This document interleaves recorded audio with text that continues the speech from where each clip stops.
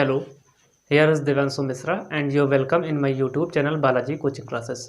आज के पिछले क्लास के वीडियो मैंने जाना था उपग्रहों के बारे में, ग्रह के बारे में और ग्रहों संबंधित केपलर के नियम के बारे में।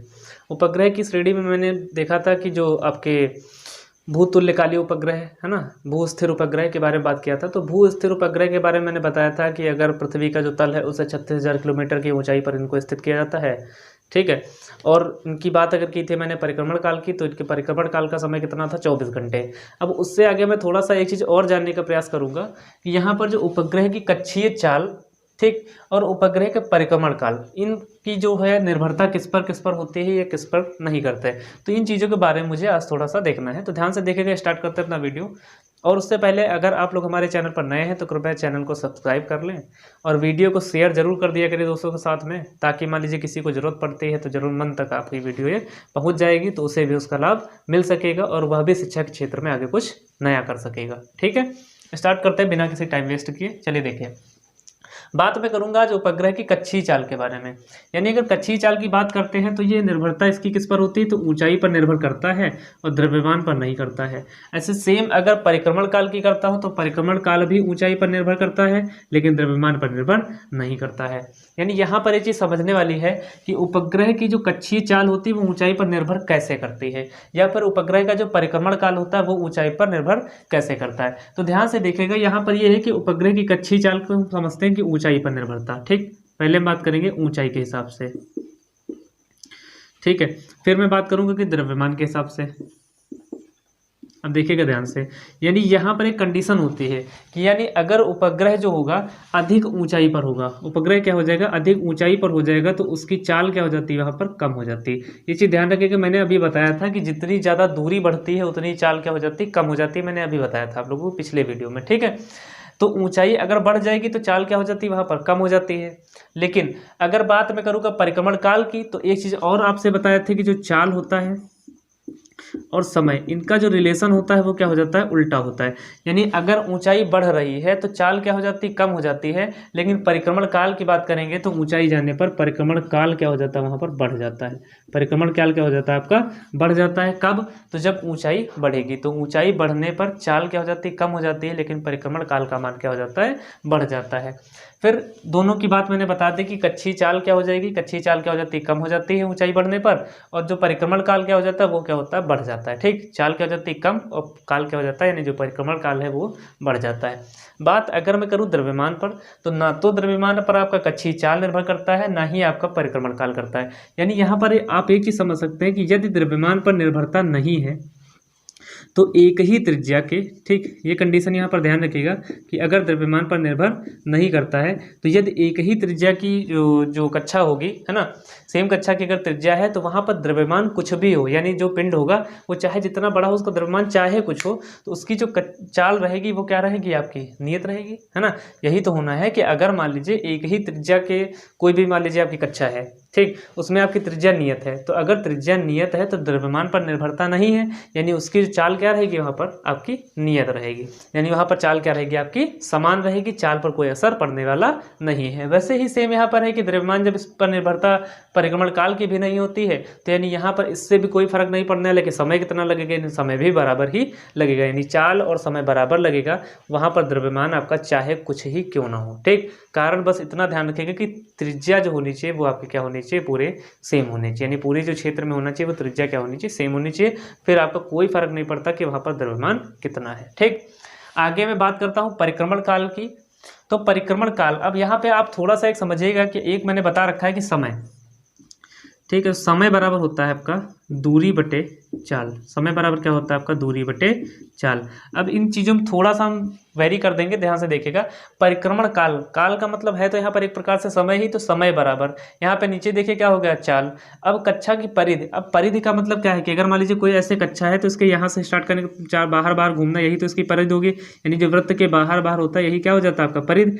यानी परिधि भी क्या है, एक प्रकार से दूरी ही तो है, कोई लेंथ है कोई लंबाई है, लंबाई को क्या कहते हैं हम लोग, दूरी बोल लेते हैं। तो समय बराबर क्या हो जाएगा, दूरी बटे बटे चाल, यानी यहाँ पर जो समय है ये क्या हो जाएगी दूरी और ये क्या है नीचे चाल, यानी यह फार्मूला यही है कि समय बराबर दूरी बटे चाल। लेकिन उपग्रहों में समय दूरी चाल तो नहीं लिखेंगे, वहाँ पर कुछ नाम अलग देंगे। तो यहाँ पर जो समय होता है वही क्या होता है परिक्रमण काल, यानी जो चक्कर लगाने में समय लेता है उसे क्या बोलते हैं हम लोग परिक्रमण काल बोलते हैं। चक्कर कहाँ पे लगा रहा होता है तो किसी न किसी कक्षा की जो चारों ओर लगा रहा है उसको क्या बोलते हैं परिध बोलते हैं, यानी परिक्रमण काल बराबर हो जाएगा कक्षा की परिध। और किस चाल से कर रहा है कक्षा में चक्कर लगा रहा है तो उस चाल को क्या बोलते हैं कक्षीय चाल, क्या बोलते हैं कक्षीय चाल, यानी जो परिक्रमण काल होता है वो कक्षा के परिध और कक्षीय चाल के अनुपात के बराबर होता है। ठीक है, अब ध्यान से एक चीज़ और सुनिएगा कि यदि पृथ्वी के बहुत ज़्यादा निकट कोई उपग्रह चक्कर लगा रहा है, यदि पृथ्वी के बहुत ही निकट कोई उपग्रह क्या कर रहा है चक्कर लगा रहा है, तो उसकी कक्षीय चाल कितनी होती है तो 8 किलोमीटर प्रति सेकंड होती है। उसकी कक्षीय चाल कितनी होती है 8 किलोमीटर प्रति सेकंड होती है। लेकिन अगर मैं बात करूँ परिक्रमण काल कितना होता है तो परिक्रमण काल उसका 1 घंटे 24 मिनट होता है। ये दोनों कंडीशन कब है कि जब पृथ्वी के अत्यधिक निकट कोई भी उपग्रह चक्कर लगा रहा होगा तो कक्षीय चाल 8 किलोमीटर प्रति सेकंड होती है और परिक्रमण काल का मान कितना होता है 1 घंटे 24 मिनट के बराबर होता है। अब इसके आगे मैं थोड़ा सा बढ़ता हूँ, बात करते हैं पलायन वेग की। पलायन वेग क्या होता है, पलायन वेग को हम इंग्लिश में बोलते हैं एस्केप वेलोसिटी। पलायन वेग को इंग्लिश में क्या बोलते हैं एस्केप वेलोसिटी। उसके नोट किससे करते हैं तो वी से करते हैं। यहाँ पर जो नीचे ई लिखा गया है ई का मतलब ही क्या है एस्केप और वी का मतलब क्या होता है यहाँ पे वेलोसिटी। अब दो चीज़ें होती है, एक आपका होता है पलायन वेग और एक होता है आपका कक्षीय वेग। अब कक्षीय वेग को किससे डिनोट करते हैं तो उसको वी ओ से करते हैं। यहाँ पर वी ओ का मतलब यहाँ पर ऑर्बिटल, यहाँ पे ऑर्बिटल वेलोसिटी है इसको बोलते हैं कक्षीय वेग और यहाँ पर ये एस्केप वेलोसिटी है तो इसे क्या बोलते हैं पलायन वेग। यहाँ पर ध्यान से एक एग्जांपल मैं आप लोगों को दे रहा हूँ, उसके सहायता से आप लोग समझने का प्रयास करिए। मान लीजिए कि आप एक बाइक से जा रहे हैं, ठीक है, आपके पास कोई भी कागज़ नहीं है, किसी प्रकार के, आप हेलमेट भी नहीं लगाए हैं, जूते भी नहीं पहने हैं और आप जा रहे हैं। रास्ते में मान लीजिए चेकिंग लगी हुई है, वहाँ से आप एक बार मान लीजिए गुजर जाएं। बात समझिएगा कि पुलिस वालों के सामने से अगर आप लोग एक बार गुजर जाते हैं तो क्या आप उस जगह वापस आएंगे दोबारा? सोचिए बताइएगा, क्या आप वहाँ पर दोबारा वापस आएंगे? नहीं। आपका जवाब यही होगा कि हम दोबारा वहाँ क्या करने जाएंगे कि जब एक बार हम वहाँ से बच के आ गए। तो एस्केप का मतलब ही होता है बच के निकलना। एस्केप का मतलब क्या होता है बच के निकलना या वहाँ से निकल जाना जो क्षेत्र पुलिस वालों का था या वहाँ पर क्या थी कि जो भीड़ लगी हुई थी, जो चेकिंग वाले बैठे थे वहाँ पर जो। ठीक, अब ध्यान से यहाँ पर भी समझिएगा, यहाँ पर भी यही सिस्टम होता है, बस इसको भाषा थोड़ी चेंज करनी है। तो यहाँ पर ये होता है कि पृथ्वी की तल से या पृथ्वी की सतह से गुरुत्वीय क्षेत्र से क्या हो जाए कोई भी पिंड बाहर चला जाए, यानी गुरुत्वीय क्षेत्र से अगर कोई भी पिंड बाहर चला जाए और वापस वो पृथ्वी पर ना आए तो उस वेग को ही क्या कहते हैं पलायन वेग, जिस वेग से हम बाहर फेंकते हैं। यानी वह वेग जिस वेग से किसी भी पिंड को पृथ्वी से बाहर फेंक दिया जाए और गुरुत्वीय क्षेत्र को पार करने के बाद वह पृथ्वी पर वापस न आए। तो वैसे भी वहाँ भी था कि पुलिस के पास वापस आप नहीं आ सकते, यहाँ पर क्या है कि कोई भी पिंड पृथ्वी पर वापस नहीं आ सकता। वहाँ पर आप जो भी चाल से बाहर भाग गए होंगे वही आपके क्या कहेगी एस्केप वेलोसिटी, और यहाँ पर जिस चाल से पिंड बाहर फेंका जाएगा उसको क्या कहेंगे, यहाँ पर भी वो क्या होगी एस्केप वेलोसिटी होती। अब बात यहाँ पर ये आती है कि अगर मान लीजिए किसी भी पिंड को पृथ्वी से बाहर फेंकना है तो उसके लिए स्पीड क्या होनी चाहिए, किसी न किसी चाल, किसी न किसी वेग से ही तो फेंकेंगे। अब ऐसा तो है नहीं कि जो मनाया फेंक दिया आराम से चला जाएगा, ऐसा तो नहीं हो सकता। यानी कुछ चाल का मान होता है, तो वो चाल ध्यान रखिएगा जो वेग होता है वो होता है आपका 11.2 किलोमीटर प्रति सेकंड। यहाँ पर ये चीज़ जरूर ध्यान रखिएगा कि यहाँ पर मैं बोल रहा किलोमीटर प्रति सेकंड, किलोमीटर प्रति घंटा नहीं, है ना, किलोमीटर प्रति सेकंड। यानी हर एक सेकंड में वो कितना जाना चाहिए 11.2 किलोमीटर की स्पीड से जाना चाहिए। यानी 11.2 किलोमीटर प्रति सेकंड की स्पीड से अगर किसी भी पिंड को आप पृथ्वी से बाहर फेंक देते हैं तो वह गुरुत्वीय क्षेत्र को पार कर जाएगा और वापस पृथ्वी पर दोबारा नहीं आएगा। अब ध्यान से एक चीज़ और समझिएगा कि जो 11.2 किलोमीटर प्रति सेकंड दिया गया ये आपका न्यूनतम वेग है। ठीक है, 11.2 किलोमीटर प्रति सेकंड जो दिया गया ये आपका न्यूनतम वेग है। अगर इससे कम होगा तो वो फिर से वापस आ जाएगा, यानी गुरुत्वीय क्षेत्र को पार ही नहीं कर पाएगा, फिर से वापस पृथ्वी पर आ जाएगा। या 11.2 किलोमीटर प्रति सेकंड से आप फेंके तो भी बाहर चला जाएगा, या इससे आप ज़्यादा स्पीड से फेंचे मतलब भेज दे बाहर तो भी चला जाएगा, वापस दोबारा पृथ्वी पर नहीं आएगा।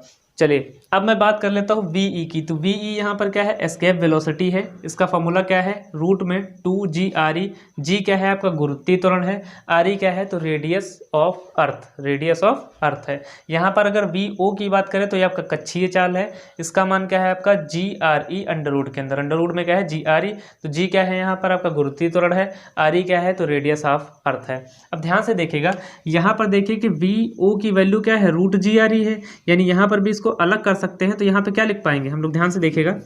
अगर लिखना चाहे तो ऐसे भी तो लिख सकते हैं कि VE बराबर √2 और इंटू में हो जाएगा √ में GRE, और √ में GRE की वैल्यू कितनी दी गई है आपकी, VO होती है। तो यहाँ पे क्या हो जाएगा √2 VO, यहाँ पे बराबर किसके हो जाएगा, VE की। यानी एक कंडीशन यहाँ पर निकल के आ रही है कि यानी जो पलायन वेग होता है वह कक्षीय वेग का √2 गुना होता है। यानी कक्षीय वेग को अगर √2 से गुणा कर दिया जाएगा तो बराबर किसके हो जाता है, पलायन वेग के या फिर एस्केप वेलोसिटी के या VE के बराबर हो जाता है। ठीक है, यानी ध्यान रखिएगा कंडीशन की जो पलायन वेग होता है वह कक्षीय वेग का √2 गुना होता है।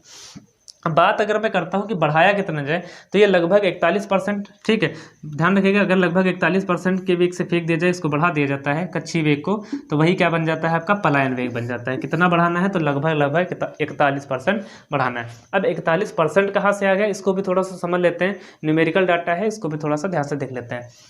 41%। अच्छा मैं बात करूँ अगर √2 की, तो √2 की वैल्यू क्या होती है, तो √2 की वैल्यू आप बताएंगे 1.41 लगभग होती तो है 1.414 के लगभग, है ना। यानी जो √2 का मान होता है वो कितना होता है, 1.414 होता है। अब मान लीजिए पहले रहा होगा तो पहले हम क्या मान लेंगे कि पहले 1 ही रहा होगा।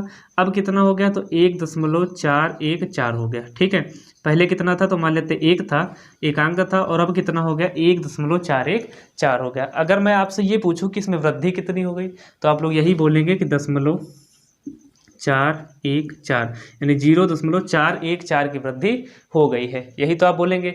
फिर मैं कहूँ भैया परसेंटेज बताइए, तो परसेंटेज निकालने में क्या होता है कि जो भी कमी है या जो भी घटी है ना, उसको ऊपर रखते हैं और नीचे जो प्रारंभिक था, तो प्रारंभिक कितना था, पहले 1 था, अब जाके 1.414 हो गया, यानी बढ़ा था। तो प्रारंभिक कितना दिया था आपका, 1 दिया था, गुणे में क्या कर लेते हैं हम लोग, 100 कर लेंगे। तो यहाँ पे देखिएगा तो क्या हो जाएगा